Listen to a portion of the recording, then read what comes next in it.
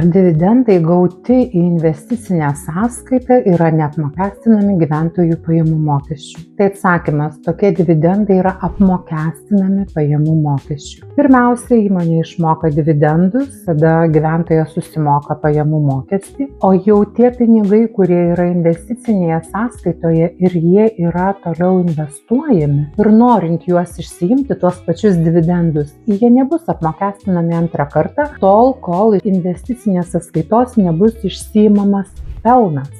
Sakykime, gavai dividendų 10 000, investicinėje sąskaitoje investuojant užaugo iki 15 000, tu išsiimi tos pačius dividendus 10 000 ir jokių mokesčių papildomai mokėti nereikia, tie dividendai jau buvo apmokestinti. Daugiau informacijos rasi mano kolegų Financial Lithuanians kanale ir kaip investuoti, ir kur investuoti, ir kokią investicinę sąskaitą pasirinkti. Pas mane Linktree tikrai rasi nuorodą į Financial Lithuanians ir į komentarus įkelsiu nuorodą, kad galėtum sėkmingai pasižiūrėti begalę edukacinių video ir tiesiog savarankiškai įdarbinti pinigus. Tai pelningo investavimo, kaip sako mano kolega Aleksandras.